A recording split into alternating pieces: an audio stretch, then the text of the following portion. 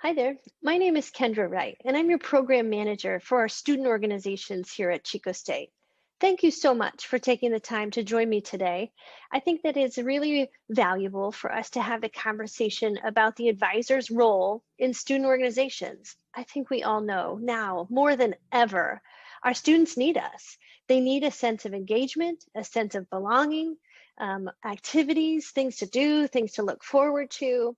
And so I'm just really grateful. Thank you so much for playing the role of an advisor with our student organizations. So I invite you to sit back, relax. We've got some great content for you. It won't take long. And I'm just going to cover the bare bones of what we need in our office from you as an advisor and just a few FAQs that we get coming into SOUL, which is Student Organizations and Leadership Education at Chico State. So let's get right to it. What's being an advisor all about? Well, the answer is it depends. There are so many different ways that advisors can be a part of our student organization. So let's just talk about a few. All of our orgs on campus are student run and student led. That's wonderful. But we also know that they might need a hand here and there. So let's talk about how you can support them in this journey. Your role is to act as a resource for new and different perspectives, ideas, scenarios. I think that they really enjoy your background. What have you done? And what can you contribute to their world to guide them in the right direction? All of our organizations vary between hobbies and academic related, social justice, areas of interest. So shine, share who you are, what you bring to the table, and enlighten them on the story that you bring to them. Additionally, help them apply what they're doing inside the classroom, outside of the classroom, and in this organization to their leadership roles, their involvement roles. Of course, you'll have the go-getters, and then of course, you're going to have some that might not be so involved. So try and kind of gauge how to get them to collectively work together and learn these life lessons that we know that they love. I also am hopeful that you'll connect them to campus resources. I think it's very true to say that the students just simply don't know what they don't know. That's okay, we get it. But you know everything that's out there. You know the resources, the online, the in-person, the phone lines, the emails, anything that they need, we're here to help. And if you don't know, go ahead and send them my way. I'll have my email address at the end of this presentation and just say, hey, great question. Why don't you go ahead and ask Kendra where we're at right now? Things are changing literally on an hourly and daily basis. So please send them my way. I'm happy to help. And I'm also hopeful that you'll provide kind of a sense of continuity. One thing I've learned from being on campus for over 10 years is the students are always changing, but somehow we're not. We stay here. So I'm hoping that you will be able to provide some structure, some guidance, especially in these leadership transitions.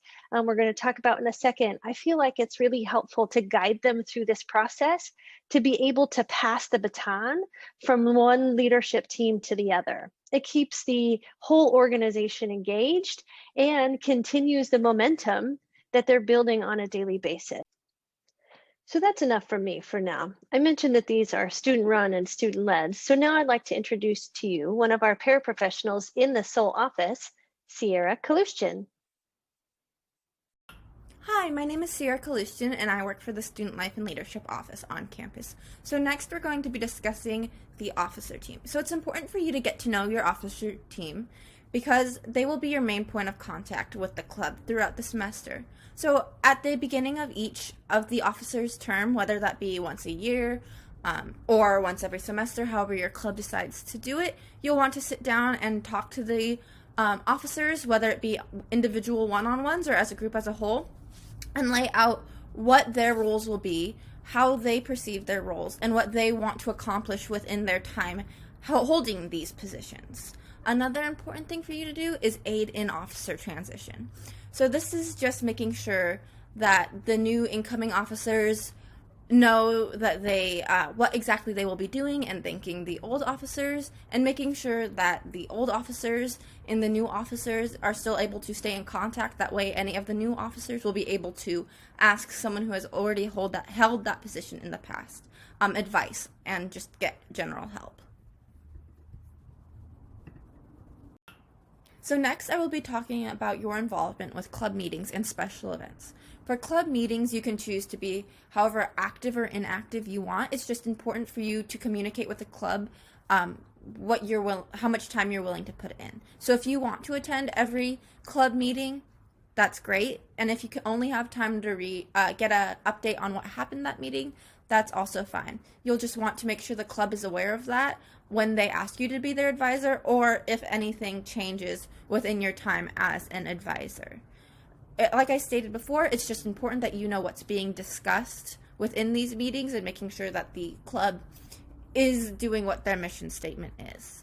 As far as special events go, you'll want to know all of those events that are happening, and that way if they need any help, you can help them or point them in the direction of our office. That way we can help them.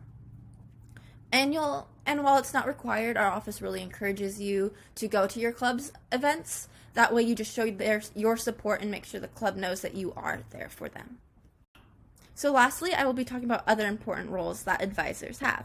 The big two being knowing your club's constitution and how banking on campus works. So if you have not already read your club's constitution, it is located on your club's Wildcat Sync page under the documents form.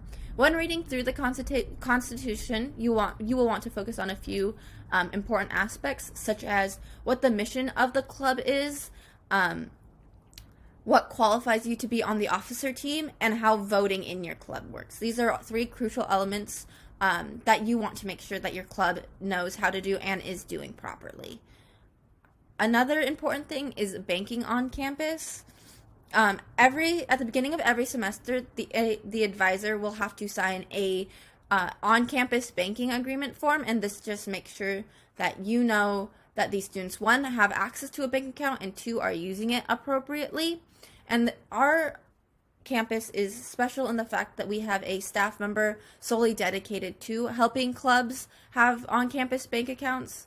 I'd also like to provide the caveat that if your club is a nonprofit, they do not need to bank on our campus, but any other organization will need to utilize our on-campus banking. Some important things to know about on-campus banking is that we do not allow online fundraising apps such as GoFundMe and Venmo, so you will want to make sure that your club is listening to these rules. And if you have any questions, if you Google student organizations financial office, it'll pop up. And the contact information for our staff member, her name is Mary Lisa Wood, and her email is mwood, MWOOD, 18 at csuchico.edu.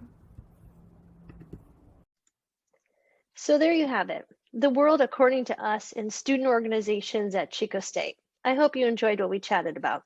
So we're going to leave today, and I'm just going to ask you for help with two things. Every fall semester, by our campus regulations, we will be asking all advisors to sign our Gene Cleary form.